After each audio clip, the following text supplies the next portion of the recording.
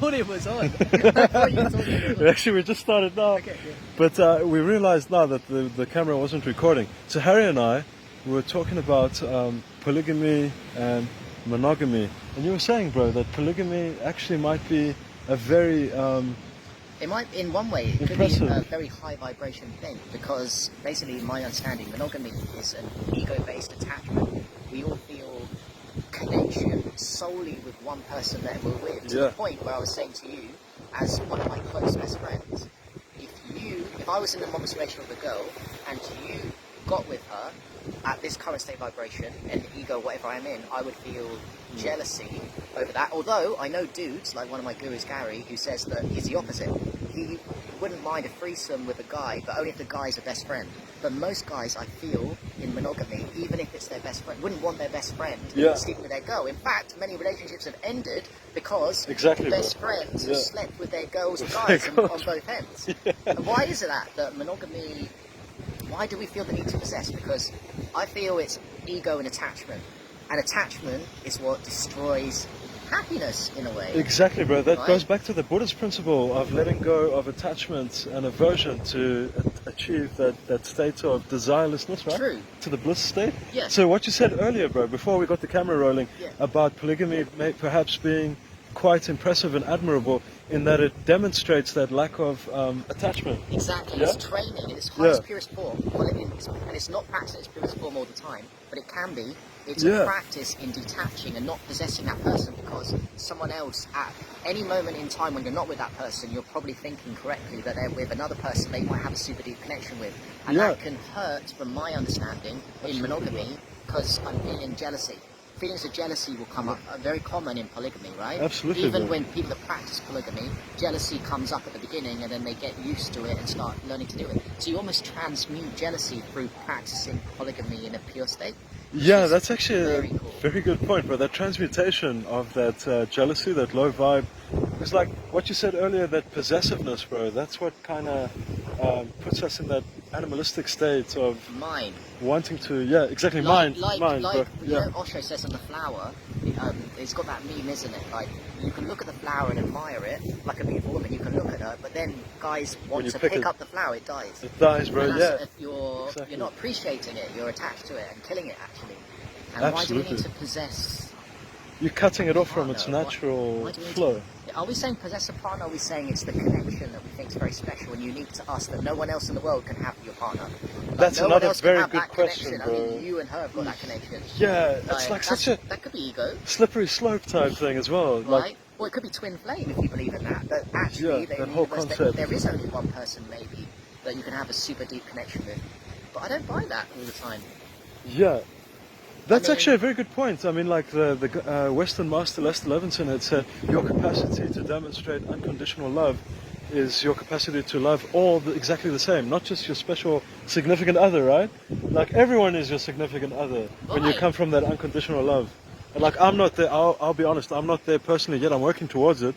But I think that he was saying that if you really want to practice, like what you said, that lack of attachment, that unconditional love, is to come at it from loving everyone the same. If you love everyone unconditionally, what's the point, in a way, of sexual love? Because sexual love, if you literally love your partner unconditionally like you love everyone else unconditionally, your partner can't be sexual love, can it? There's a difference. If I unconditionally love you, but I don't feel sexually towards you, if I put the same unconditional love to a partner, why am I feeling sexually towards her and not you? It can't be the same thing of unconditional love, can it?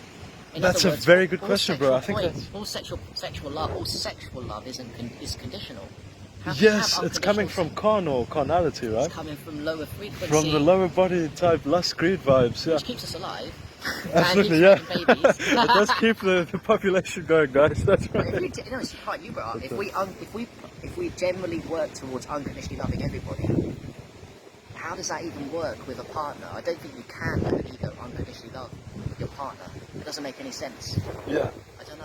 I think like it's a slippery slope. I think between, like what you said, expressing sexual love towards someone, but not another. But then again, like the Greeks said, there's different forms of love. Like agape. Isn't that? And we're in Greece. My first day with you. There's many forms of love. There's all comes back to and you can actually have like maybe your grandparents and my parents, there's a different form of love that Sorry, the arm's getting a bit sore. That's all right. There's the love that we've seen and we know with our families, and other people know their families, where it's not just sexual love, because that's at that age completely gone, if there. It's more like a different type of agape, more accepting each other's personalities, deep memories and connections, like best friends ultimately, not a sexual thing. So that's definitely real in this world. So there's different shades and different ways to express love too. Yeah. But like the unconditional, if you had to go to the prime substance of everything, like as some may call it, you can express that lack of attachment and the freedom that comes from that lack of attachment by choosing to have sexual relations or not. But you can still have that same baseline no matter what, if that makes sense. So you have the same baseline of love. Baseline of unconditional love for people, but still have sexual love towards your partner. Specific people, your partner and what have you. With you, yeah. Personally, I haven't had polyamorous experiences. Nor me. Polygamy. No. Harry too, yeah. I'm open. I mean, if I get I like challenges, so maybe in the future, as a challenge, more than just me getting off because I like loads of women, although the guys, right? I like the aspect of challenging myself to the jealousy aspect. Because in my first relationship, I definitely got jealous in my first relationship after we broke up when she was. So jealousy is a thing that I need to. That's a very common on. thing, bro. Yeah, I mean, I've had it in my life too. Absolutely, man. Like jealousy has been one of the, I think in general for both men and women. Like jealousy is one of the big ones. Yeah. Women suffer it. Again, come back to possessiveness, right? And conditional love. Anyway, guys, that was just a nice little conversation. It's always nice to have this kind of discourse, yeah? Definitely. Like talk about this kind of stuff. I mean, we've been doing this all day. This is like basically. We've been doing this about camera all day. We've been philosophizing because we're here in Greece, you know. So he's going to be Harry Plato, I'm Aristotle Greg, bro.